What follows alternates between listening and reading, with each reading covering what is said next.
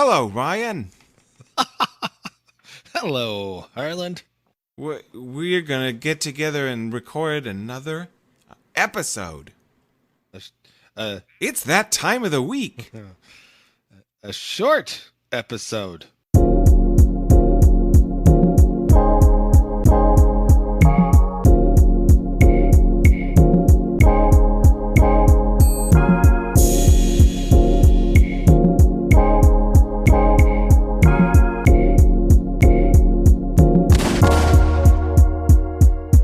I'm Harland Chagrin Falls Grant.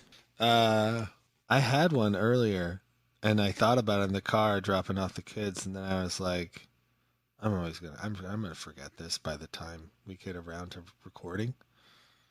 McKenna. Sorry. Epic. What Yeah. a nickname. I didn't put the Ryan in front of it, but it doesn't matter. Harland. So, there's a... Oh, you want to do it. Do it. I love the delay, and we're all like, what are you gonna do? All right. What's your take on the good life? Well, I don't know. It's the acting's pretty good. The directing is kind of sometimes it's there and sometimes it's not, depending on who's doing the episode. Sure. Wait, did you say the good life? Life. Oh, I thought Absolutely. you said Like, the what's good the wife. meaning of life? No, what's... Wife. The Good Wife is a show. God damn it. I'm sure there's also a movie. I think there's a movie out. Anyway. Yeah, what's your take on the good life, dude? Nothing immediately comes to mind. It's not a phrase I think about or use. I more often concentrate on how bad life is. Yeah. I think when you say it, I get images of Parthenons in my head. It sounds like kind of a Greek concept. Back when the world was innocent and pure and people were allowed to wander about in robes and alternate taking baths and thinking, maybe there was more emphasis on a good life, or I kind of think quality of life, or there's questions that arise in my mind about, is this a universal thing? Is there a good life for humans? Is there some kind of human nature that determines what is in fact a good life for anyone with this gene arrangement? Or is it more unique to each person? I more come up with just further questions rather than having any sort of take or opinion on it. I suppose I can give a take to those questions. I figured that there isn't one, that there isn't a good life that applies to all of us, but rather would be major differences amongst us all. Yeah, I would. Well, I mean, here's how I think about it. People who are heavy into like straight up philosophy, teaching it and whatnot, right? They would be essentially saying something along the lines of, well, the modern vernacular for the good life is a fantasy, where you're basically like the American dream or something like that is this abstract fantasy that we would consider the good life. But how do you put a real good life into practice? Well, Plato and Socrates and blah blah blah. And all of a sudden you have to like go and be a good person and do all these civil civilian or civility or whatever civil oriented things to fulfill some community action and sense of community and the social quality of life. And it's not just about making your own life good, but about being a good neighbor and all that kind of stuff, while at the same time having an examined life, like an actual, like, am I, having, like you were just doing, asking lots of questions and not just, you know, uh, chugging the so bad at pop culture, but whatever it is that they force you to take, the man, the pig slop. Yeah, that's something that bothers me a lot, is that I think, to whatever extent I would, if you imagine being in high school level class and your English teacher or something says, all right, everybody, you write a little short story or essay that describes some kind of utopian vision of what you think would be the good life for yourself. When I do that kind of activity in my own brain and think about what I wish my life were like, or what I think would constitute a good life, it is in such drastic conflict with my culture, with what the man wants from me and all the impositions that I feel from the society and place and time I'm living. It quickly becomes a crushing blow, a burden, that what I think a good life is and what my society wants me to, how they are trying to channel my energies, are very, very disparate. Yeah. Yeah, there's definitely a large percent difference between the two. For me as well. And I feel like I feel like you're more of a freak than me. And even I can't have there's discordance between me and the society. God damn it. I'm so amicable, right? I mean, I'm charitable. I'm all these things, but still no. But I think You have a really high laughs per minute quotient, if anybody's been charting that in I laugh a podcast lot. listener I land. do. I actually feel the joy of hearing someone else have something interesting to say. I think that's why I laugh. I don't tend to laugh. Well, maybe I do. Oh, fuck it. Anyway, yeah, I kind of prefer the fantasy because to me that is way more motivating a factor than the burden of like, well, how am I going to be a just citizen in a just society? And fuck. And that's how, I mean, now because some old crank from the ancient Greece, wants me to, follow his 12 rules for life. And then I'm living a good life, fuck that. I don't know. I'm not saying, I don't believe in community and being good to one another in terms of being helpful and being somebody people feel they can depend on or whatever. But just the burden of like, well, if you're not doing that, which everyone's going to feel to some extent like they're not doing enough.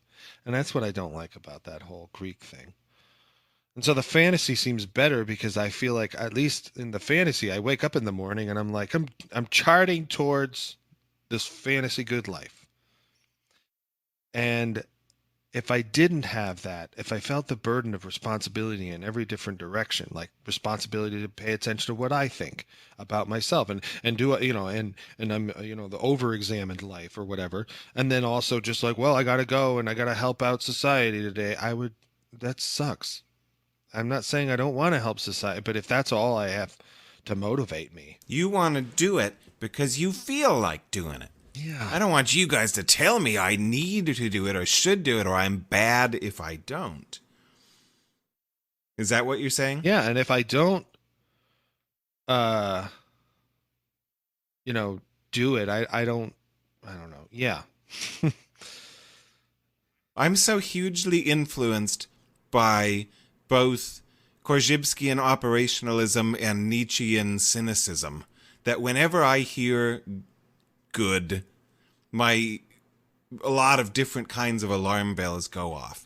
You've got the one module in my brain telling me, that's a meaningless statement. There's no way to scientifically measure whether something's good or not. And then you've got the Nietzsche over here saying, yeah, whenever someone uses moralistic language like that, yeah, indeed, it is meaningless, but it's worse than that. It also is them trying to manipulate you by installing software in your brain so to create a conscience inside of you so that you choose to behave in the way they want you to behave because you've got a voice in your head telling you, oh, that's what is the good life, and I need to be a good person and a good citizen, and so that it's Yeah. a tool of manipulation that is ultimately at base meaningless. Well, I guess the sign or the signal of the manipulation to me would be my frustration, because I don't feel like it's ever really quite attainable, and at the same time it's a total fucking slog. I know my fantasy's not attainable, but it's a fantasy. Fantasies tend to be enjoyable. you know uh I just think of like A Christmas Story where the Ralphie's always thinking of how he's the hero, or even when he's feeling very sad for himself, like even that's sort of a cathartic fantasy process that he goes through. you know um I don't know, it just to me seems like, I feel like somehow when I think about the what are you doing for society and all that kind of stuff, and to improve yourself, rein in your passions, uh I don't know, I want to run away. uh yeah. Find the golden mean in all things. So, yeah, you're saying that you lean towards preferring an American dream style good life to a Greek eudaimonistic good life if they're if you're going to have one at all. Yeah, I would definitely think that. But it's funny. I Now that you say it that way, I'm like, well, I guess, do we have 10 are we all most successful when we've got a bit of both? Because if you're all just in your own little fantasies, you might as well be in the Matrix or fucking brain in a vat or whatever, and it's because all you're doing is just, working towards some weird abstraction that is not gonna, come to fruition. Even when people say, "Oh, my dreams came true," it's like, well, they probably didn't. You had certain dreams, and then you accomplished something, and I'm guessing that it's totally different than what your dreams were, because people are different, the setting is different, the way in which it all unfolded. But maybe there's some general emulating quality of a goal that you're heading towards, not an imitation of your fantasy. But at the same time, we need some kind of structures that allow people to have the fantasies. So this almost feels like a gradient between authoritarian and libertarian values, or something like that. The fantasy on the libertarian side, and the eudaimonia or whatever on the more authoritarian side, or something. But I'm wondering if what your tendency is to say you want a libertarian basis, but then when you are free to do whatever you want to do, you're saying, well, I'm probably going to choose to be pretty close to what the authoritarian people are wanting. It's just that I don't want it imposed on me. I want to choose to do it. Yeah, barring any conversation about free will and determinism. Yes. Yeah, bar that crap. Yeah. All kinds of threads are tying together in in your last turn to many past episodes, I think, and it reminds me of a future one too. How we're brains in vats already. The vat is the skull, and we're a brain, and we're connected up to the quote unquote reality, to the world, through a bunch of transducers. The brain in the vat story, I think, should be taken more seriously, and like, yeah, well, that's what we are, god damn it. That's awesome. So, yeah, we just need to talk about that at some point, and that would be the whole theme of what other people attempt to reference with the term reality is itself virtual already. It's constructed in the nervous system, but then they call it reality and project it back out. I think we talked about that before. So that's happening. And then there was something in what you said that reminded me of the Hofstadter-Sander analogy thing, where it's like, well, we call it, I'm going to do the same thing. When someone says, I'm going to pay for my beverage, and then the other person says, yeah, me too, I'm going to do that, but they don't mean they're going to do the same thing. Right.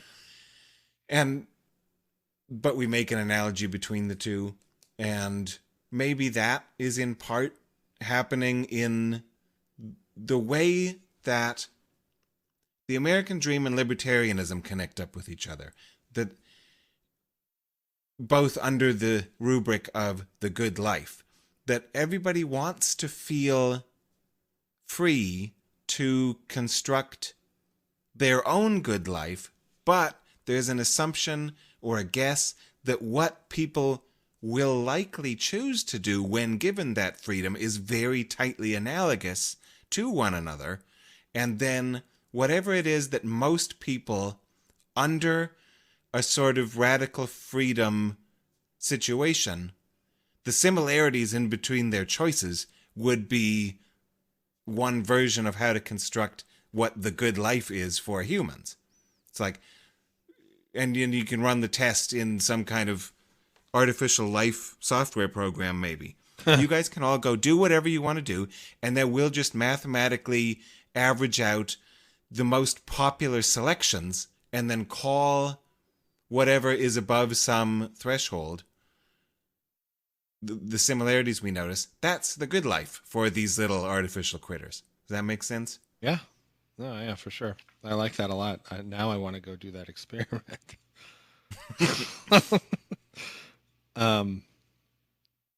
Yeah. Nice synthesis there at the end. Woohoo! I really like the idea that we're a brain in a vat already. It's so amazing to me that some of the simplest turns of thought and ideas can be some of the most profound, at least in the moment now for me, like we're a brain. Oh, good. I'm glad I got you with that one. We are brains in vats. That is the skull. I love that. Yeah. And that's an area that I would definitely want to explore a lot more. Stay tuned, folks. We're going to talk more about that in a future episode. That's right.